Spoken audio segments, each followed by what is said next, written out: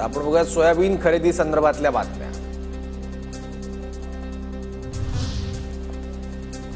सोयाबीनच्या मुदतवाढीसाठी दिल्लीत मविया खासदारांचं आंदोलन। संसद परिसरात मविया खासदारांचं आंदोलन। मुदतवाढीसाठी सुप्रिया सुळे, वर्षा गायकवाड, निलेश लंके, ओमराजे निंबाळकर, प्रणिती शिंदेंच्या उपस्थितीत आंदोलन। सोयाबीन खरेदीसाठी केंद्राकडून मुदतवाढ नाही, मुदतवाढ दिली नसल्याचं राज्य पणन विभागाचं स्पष्टीकरण। सरकारने केंद्राकडे सोयाबीन खरेदीच्या मुदतवाढी संदर्भात प्रस्ताव दिलाय। पणन मंत्री जयकुमार रावल यांची माहिती। केंद्राकडून 6 फेब्रुवारीपर्यंत मुदतवाढ, काही शेतकऱ्यांकडून पुन्हा मुदतवाढ देण्याची मागणी असल्याचीही माहिती। 31 जानेवारीनंतर अजून 7 दिवसाची मुदत आपण 6 जानेवारीपर्यंत वाढवली। अजून काही शेतकऱ्यांची मागणी होती आणि मागणीनुसार आपण प्रस्ताव तयार करून 7 तारखेला केंद्राला पाठवलेला आहे। केंद्राला विनंती केली।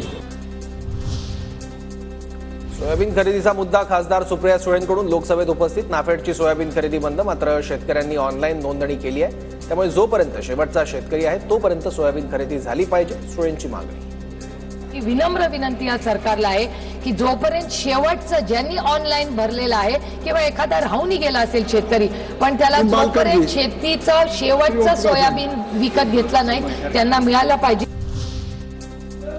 राज्यात जवळपास 21,000 शेतकरी सोयाबीन खरेदीपासून वंचित। शेतकरी नाफेडच्या दारात आहे। शेवटचं पोतं आहे तोपर्यंत ही खरेदी करावी, खासदार ओमराजे निंबाळकरांची लोकसभेत मागणी। केंद्र सरकारनं या खरेदीची मुदत वाढवावी आणि शेतकऱ्याचं सोयाबीनचं शेवटचं पोतं जोपर्यंत त्या ठिकाणी खरेदी होत नाही तोपर्यंत ही मुदत त्या ठिकाणी चालू ठेवावी। ही खरेदी तातडीने चालू करावी, कळकळीची विनंती माझी।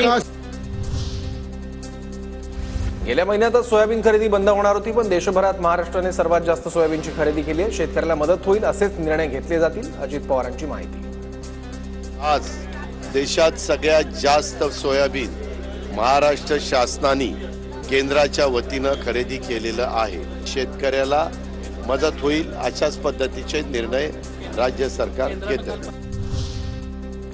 सोयाबीनबाबत राज्य सरकारने केंद्र सरकारकडे पाठपुरावा करावा, नाफेडला राज्य सरकारने आग्रह केला पाहिजे, हट्ट धरला पाहिजे, सुधीर मुनगंटीवारांची प्रतिक्रिया।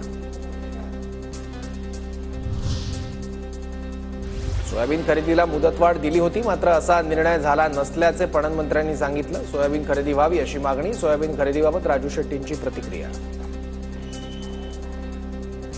काल मला समजलं की कृषी मंत्र्यांनी 24 दिवस सोयाबीन खरेदीला मुदतवाढ दिलेली आहे। आम्ही लगेच त्याचं स्वागत केलं, परंतु रात्री उशिरा पणन सरकारी खरेदी बंद झाल्यानं राज्यभरातील बाजारात सोयाबीनचे दर मोठ्या प्रमाणात पडले। नाफेडकडून 4,892 रुपयानं खरेदी, तर नागपूर मार्केटमध्ये सोयाबीनचा दर 3,500 रुपये क्विंटलवर। सरकारने खुल्या बाजारातून सोयाबीन खरेदी करण्याची शेतकऱ्यांची मागणी।